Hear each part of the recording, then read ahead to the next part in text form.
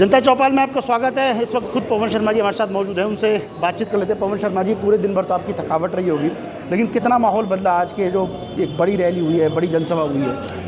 आपने खुद ने अनुभव किया होगा कि आम पार्टी के कारण से कितने त्रस्त लोग हैं। चारों तरफ के रास्ते बंद हैं, किसी रास्ते से व्यक्ति जा नहीं सकता। उसके बाद भी हजारों की संख्या में हमारे राष्ट्रीय अध्यक्ष आदरणीय नड्डा जी को सुनने के लिए लोग पहुंचे और भरोसे और विश्वास के साथ उन्होंने कहा हम 5 तारीख को परिवर्तन की दिशा में कमल का बटन दबाएंगे और भारतीय जनता पार्टी को दिल्ली में सरकार बनाने का मौका देंगे और उसमें उत्तम नगर विधानसभा में हम सब लोग भारतीय जनता पार्टी का समर्थन करेंगे।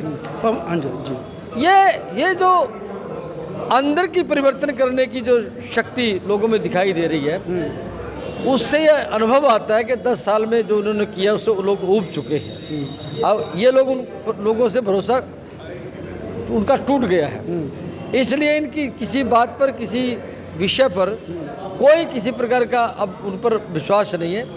मुझे भरोसे और विश्वास से ऐसा लगता है लोगों का कि वो परिवर्तन करके भारतीय जनता पार्टी को भारी बहुमत से दिल्ली में सरकार बनाने के लिए और उत्तम नगर में उनका जो समर्थन है वो भारतीय जनता पार्टी को 10 साल के कुशासन को समाप्त करके एक नई परिवर्तन की दिशा में भारतीय जनता पार्टी का कमल का फूल आपके विधानसभा में खिलेगा।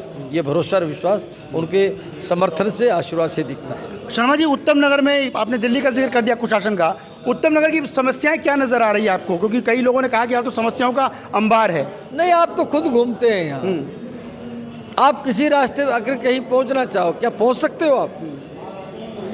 सब रास्ते टूटे हुए हैं, सड़क नहीं है, गड्ढों में सड़क है, पानी का निकास नहीं है, पीने का पानी जो है वो सीवर से और गटर से मिला हुआ है। कितने लोग अपने आप को ऐसा ही महसूस करते हैं। ये सारे जो मुद्दे हैं कि ये ऐसे मुद्दे हैं कि 10 साल अगर वो करना चाहते 10 साल में काम हो सकते थे, लेकिन उन्होंने केवल भ्रष्टाचार करके दिल्ली को गुमराह करके 28,000 करोड़ का घोटाला, यानी जल बोर्ड में आपने कहीं दिल्ली में देखा कोई नया पाइप डला हो? उत्तम नगर में देखा कोई नया पाइप डला हो? यह हालात हर डिपार्टमेंट में है। आज विस्तार से हमारे राष्ट्रीय अध्यक्ष जी ने एक एक चीज़ को लोगों के सामने रखा है और जिम्मेदारी के साथ रखा कि कोई डिपार्टमेंट ऐसा नहीं है जिसमें इन्होंने घपला नहीं किया हो। नकली दवाई बेचकर लोगों को उनके जीवन के साथ खेलने का जो पाप किया है, तो इसलिए दिल्ली के लोग परिवर्तन, और उस परिवर्तन में भारतीय जनता पार्टी का कमल का फूल भरोसे और विश्वास के साथ खिलेगा। बिल्कुल, आपने करप्शन का जिक्र किया, यही वजह है कि बीजेपी की तरफ से कहा गया कि हम आते हैं तो एसआईटी का भी गठन किया जाएगा। लेकिन अभी जो तमाम तरीके की सौगात बांटी जा रही, कई लोग पीछे मिले थे, चाहे वो आम आदमी पार्टी के हों या कांग्रेस के समर्थक आम आदमी हो, वो कह रहे हैं कि भाई वो लोग बांट रहे थे तो गलत था, बीजेपी भी बांट रही, तो ऐसे कैसे? मतलब इसको लेकर भी जनता कर रही है सवाल, क्योंकि आप लोग तो लोगों के बीच जा रहे हैं। जनता पार्टी का जो काम करने का वो उन जरूरतमंद चीज़ों के साथ में, लोगों के साथ में जुड़ी हुई है कि अगर मान लिया 5 लाख का इलाज किसी परिवार के उस सदस्य का होता है जो आर्थिक दृष्टि से इतना कमज़ोर है, तो इसमें क्या अपराध है? सरकार की जिम्मेवारी बनती है, उसका इलाज होना ही चाहिए। और उसके लिए हमने कहा कि भाई केवल 5 लाख का नहीं, आयुष्मान भारत के साथ में हम दिल्ली की सरकार की योजना में ये बनाएंगे कि 5 लाख रुपए उनको और मिले। और वो अगर लंबी बीमारी चलती है, भगवान करे कोई बीमारी ना हो, लेकिन अगर लंबी बीमारी चलती है तो हर साल उनको इतना पैसा मिलेगा। ये जरूरत के अनुसार है, ये ऐसा नहीं उनकी तरह रेवड़ियाँ बांटी जा रही है। मतलब जो जरूरतमंद है उसको दी जाए।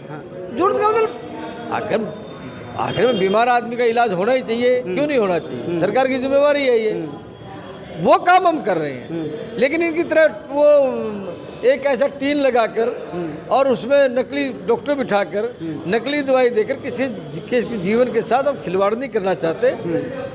अब मैं आसाम की बात कर रहा हूँ, 6.5 साल में, 7 साल में 17 मेडिकल कॉलेज बने हैं। आप एक हॉस्पिटल दिखा लो दिल्ली में, इन्होंने 10 साल में बनाया हो। तो ये क्या करना चाहते हैं? इसके कारण से जनता इसको समझ रही है कि ये लोग केवल धोखा के अलावा कुछ नहीं करते।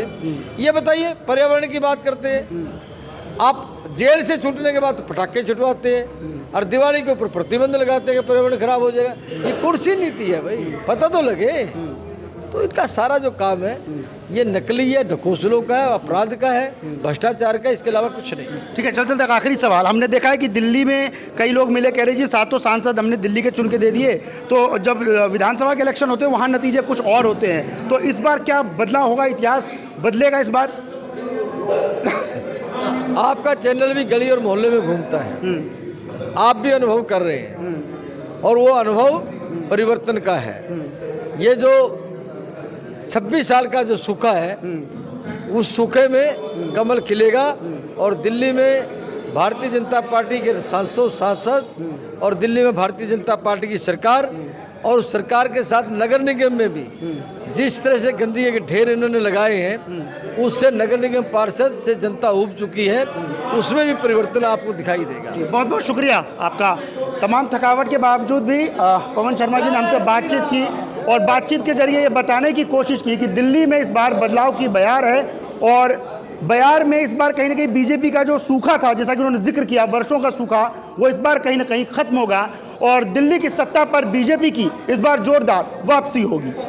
जनता चौपाल में आज के लिए फिलहाल मेरे साथ इतना ही। कल किसी और जगह लगाएंगे चौपाल और करेंगे लोगों के मन की बात कि दिल्ली चुनाव को लेकर दिल्ली वालों के दिल में क्या है।